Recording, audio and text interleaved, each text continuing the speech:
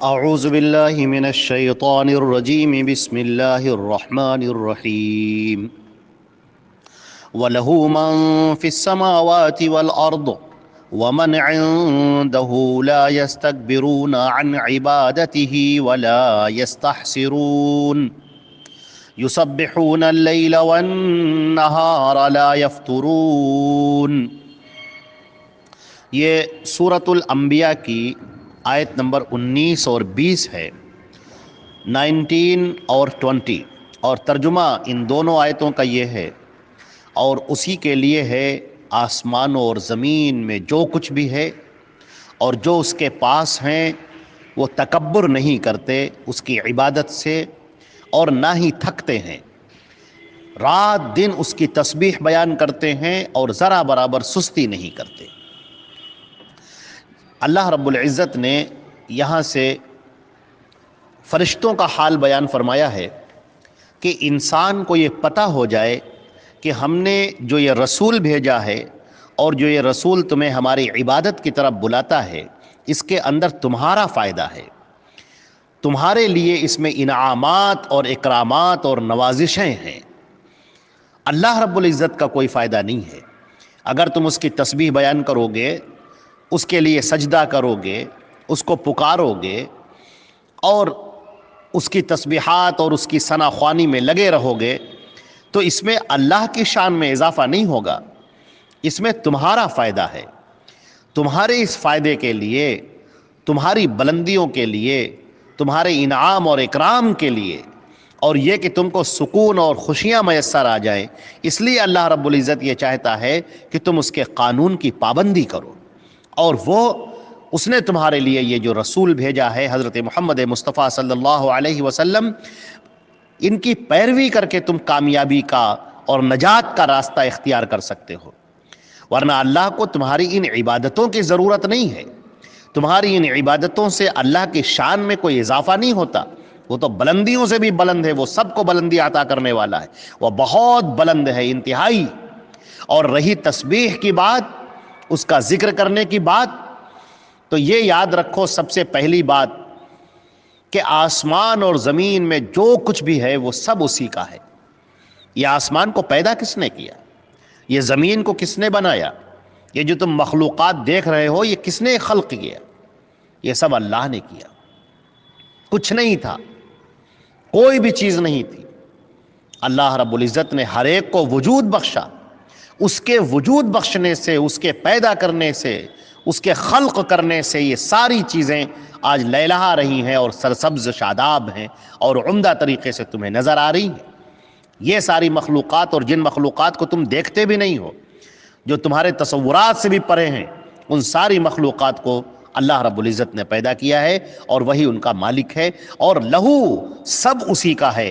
آسمان میں جو کچھ بھی ہے، زمین میں جو کچھ بھی ہے، آسمانوں کی بلندیوں پر، وہاں پر جو مخلوقات ہیں، فرشتے ہیں، وہاں پر جو سیارے ہیں، وہاں پر آسمان کے اندر جو کچھ بھی ہے جو تم نہیں جانتے، وہ سب اسی کا ہے، وہی مالک ہے تنہا۔ اور زمین، یہ زمین کو پیدا کرنے والا، زمین کو بچھونے کی طرح، فرش کی طرح بچھانے والا، اس سے غلے نکالنے والا، آسمان سے پانی برسانے والا، تمام مخلوقات کو خلق کرنے والا، یہ سب ایک اللہ ہے جل جلالہ جل شانہ۔ ساری چیزیں اسی کی ملکیت میں ہیں، اسی کی قدرت میں ہے، کوئی نکل نہیں سکتا اس کے حکم سے، کسی کی مجال نہیں ہے کہ انکار کر دے۔ لیکن اللہ نے تمہیں اختیار دیا ہے، اے انسانوں اور اے جناتوں، تم سنو، تمہیں اللہ نے اختیار دیا ہے کہ تم اپنے اختیار سے اللہ کی عبادت کرو۔ تم اگر اللہ کی عبادت کرنا چاہو تو کوئی تمہیں مجبور نہیں کر سکتا، اور اگر نہ کرنا چاہو تو کوئی تمہیں زبردستی تمہاری یہ عبادت نہیں کروائے گا۔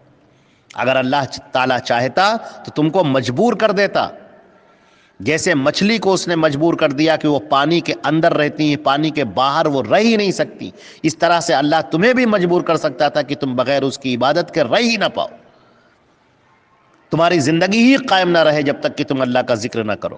لیکن اللہ نے تمہیں اختیار دے رکھا ہے، تم اپنے اس اختیار سے اس خداوند متعال کے سامنے، اس بلند بالا ذات کے سامنے جھک جاؤ، اس اللہ کے سامنے، اس مالک الملک کے سامنے، ذوالجلال والاکرام کے سامنے تم سجدہ ریز ہو جاؤ، اس کی تسبیح بیان کرو، اس کی تقدیس بیان کرو، اس کی حمد بیان کرو، اس کی ثنا خوانی کرو، اس کا شکر ادا کرو، اپنی زبان سے اور اپنے اعمال سے عبادتیں کرو جو تمہیں رسول سکھا رہے ہیں، جو طریقہ عبادت تمہیں بتا رہے ہیں۔ اس میں فائدہ تمہارا ہے کہ تم اللہ کی نگاہ میں معزز ہوتے چلے جاؤ گے، اللہ کے فرما بردار بن جاؤ گے، متقی اور پرہیزگاروں میں تمہارا شمار ہوگا، اور پھر اللہ کی نعمتیں تمہارے اوپر برسیں گی۔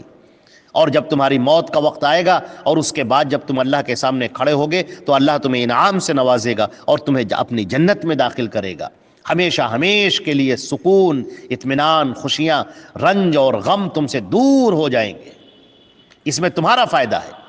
ورنہ یاد رکھو کہ ومن عندہ، جو اللہ کے پاس ہیں، اور مراد یہاں پر فرشتے ہیں، اللہ کی وہ عظیم مخلوق، نوری مخلوق جن کو نور سے پیدا کیا گیا ہے، وہ فرشتے، وہ اللہ کی عبادت کرتے ہیں، اور اس عبادت کرنے میں انہیں کوئی گھمنڈ نہیں آتا۔ وہ عبادتیں کرتے رہتے ہیں، ذرہ برابر بھی انہیں کوئی گھمنڈ اور غرور انہیں لاحق نہیں ہوتا۔ تم انسانوں اپنے آپ کو دیکھو، ذرا سی عبادت کرتے ہو اور گھمنڈ میں آ جاتے ہو، تمہارے اندر غرور و تکبر پنپنے لگتا ہے۔ یاد رکھو کہ جنت کے اندر وہ شخص داخل بھی نہیں ہوگا جس کے اندر غرور ہوگا، جس کے اندر گھمنڈ ہوگا۔ تمہیں ذرا سی بات پر گھمنڈ آ جاتا ہے، کہیں کپڑوں پر گھمنڈ، کہیں مکان پر گھمنڈ، کہیں دولت پر گھمنڈ، کہیں عہدے پر گھمنڈ، کہیں منصب پر گھمنڈ، کہیں تمہارے افراد پر، کہیں قوت پر، طاقت پر، لاؤ لشکر پر، دوست احباب پر، تمہارے گھمنڈ، ذرا ذرا باتوں پر تمہارے اندر گھمنڈ آ جاتا ہے، جبکہ یہ غرور تمہیں مٹا کر رکھ دینے والا ہے۔ تم بندے خاکی ہو، خاک کے اندر تم کو مل جانا ہے، تمہاری موت آئے گی اور تم زمین میں دفن کر دیے جاؤ گے، سب ختم ہو جائے گا تمہارا۔ کس بات پر غرور تمہارا؟ مگر تمہارا تو غرور اس قدر بڑھا ہوا ہے کہ تم اللہ کے سامنے عبادت بھی نہیں کرنا چاہتے، تم اللہ کی عبادت سے بھاگتے ہو۔ یہ گھمنڈ، یہ غرور تمہیں کہیں کا نہیں چھوڑے گا۔ یہ گھمنڈ اور غرور تمہیں اللہ کی عبادت کرنے سے مانے ہے۔ اللہ کے پاس جو مخلوقات ہیں، جو فرشتے ہیں، عظیم مخلوقات اللہ کی، انتہائی مقرب فرشتے، وہ سب اللہ کی عبادت میں لگے رہتے ہیں۔ وَلَا يَسْتَحْسِرُونَ، اور وہ تھکتے بھی نہیں ہیں، انہیں تھکن بھی لاحق نہیں ہوتی کہ وہ عبادت کر کے تھک جائیں، بلکہ وہ تھکنا چاہتے بھی نہیں ہیں، وہ اللہ کا ذکر کرتے رہتے ہیں۔ اللہ نے فرمایا یسبحون اللیل والنہار، رات اور دن وہ اللہ کی تسبیح، تقدیس بیان کرتے رہتے ہیں۔ لا یفترون، سستی کرتے ہی نہیں ہیں، سستی کا گزر ہی نہیں ہوتا، ذرہ برابر بھی سستی نہیں کرتے۔ تفسیر طبری میں ہے کہ عبداللہ ابن حارث ابن نوفل نے کعب احبار سے دریافت کیا کہ فرشتے جب اللہ کا ذکر ہر وقت کرتے ہیں، اس کی تسبیح اور ثنا خوانی ہر وقت کرتے ہیں، تو ہمیں یہ بتاؤ کہ پھر وہ دیگر کام کس وقت کرتے ہیں جو اللہ نے ان کے ذمے کام رکھے ہیں، وہ کام کس وقت کرتے ہیں، کب وہ اللہ کا پیغام پہنچاتے ہیں، کب زمین پر اترتے ہیں، اور دیگر جو کام جو ان کے سپرد کیے گئے ہیں۔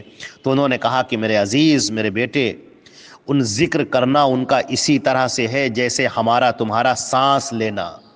ہم سانس لیتے ہیں کہ نہیں؟ ہم سانس بھی لیتے ہیں، یہ ہم کام کر رہے ہیں، لیکن اس کے باوجود ہمارے دیگر کاموں میں یہ چیز مانع نہیں ہوتی، رکاوٹ نہیں ہوتی۔ اسی طریقے سے یہ تسبیحات اور اللہ کی حمد کے زمزمے، یہ فرشتوں کی طبیعت اور فطرت میں ودیعت کر دی گئی ہیں، یہ ان کے لیے سانس لینا ہے گویا کی۔ فرشتے سب اللہ کی تسبیحات میں لگے رہتے ہیں، اللہ کی عبادت میں لگے رہتے ہیں۔ اس رب کائنات کو تمہاری عبادت کی ضرورت نہیں ہے، اس بات کو سمجھو، تمہیں ضرورت ہے اس رب کائنات کی۔ تمہیں ضرورت ہے کہ وہ رب کائنات، وہ مالک الملک اللہ جل جلالہ جل شانہ، وہ تم سے راضی ہو جائے۔ اگر وہ تم سے راضی ہو جائے گا تو تمہاری زندگی بن جائے گی، تمہارے لیے راہ نجات ہو جائے گی، اللہ کے بخشے ہوئے انعامات تمہیں میسر آئیں گے، ابد الآباد کی جنت تمہیں مل جائے گی، ہمیشہ ہمیش کے لیے جہاں تمہیں رہنا ہوگا، جہاں نہ کوئی درد ہوگا، نہ کوئی غم ہوگا، نہ کوئی رنج ہوگا، نہ کوئی فکر ہوگی، نہ کوئی تکلیف ہوگی، نہ کوئی مصیبت ہوگی، صرف اطمینان اور خوشیاں اور انتہائی خوشیاں ہوں گی۔ لہذا تم رسول کی بات مانو، جو رسول تمہارے درمیان نازل کیا گیا، اتارا گیا، حضرت محمد مصطفیٰ صلی اللہ علیہ وسلم۔ وَمَن يُطِعِ الرَّسُولَ فَقَدْ أَطَاعَ اللَّهَ، جس نے رسول کی بات مان لی اس نے اللہ کی بات مان لی۔ لہٰذا تم اس رسول کی بات مانو، اس کے لائی ہوئی شریعت کو فالو کرو، اس کو تسلیم کرو، اس پر عمل کرو، اس میں تمہارا فائدہ ہے، تمہاری زندگی بن جائے گی۔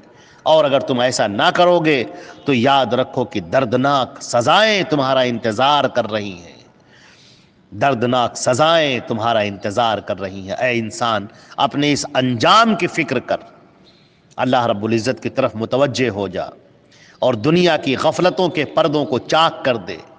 یہ شیطان مردود تجھے دھوکے میں نہ ڈالے، یہ دنیا کی یہ نیرنگیاں تمہیں غفلت میں نہ ڈالیں۔ باز آ جاؤ، اللہ کی طرف توجہ کرو، اس کے رسول کی باتوں کو مانو، اور اس طرح اپنی اس زندگی کے مقصد کو پہنچ جاؤ، اور یہ جو تمہیں زندگی دی گئی ہے اس کا فائدہ اٹھاؤ، اور اسی کی بنیاد پر اپنی آخرت کی تعمیر کرو۔ اللہ رب العزت ہمارا اور آپ کا حامی ہو، اور ہمارا اور آپ کا خاتمہ ایمان پر فرمائے، نیکیوں کی توفیق عطا فرمائے، بے شک وہی توفیق دینے والا ہے۔ والسلام علیکم ورحمۃ اللہ وبرکاتہ۔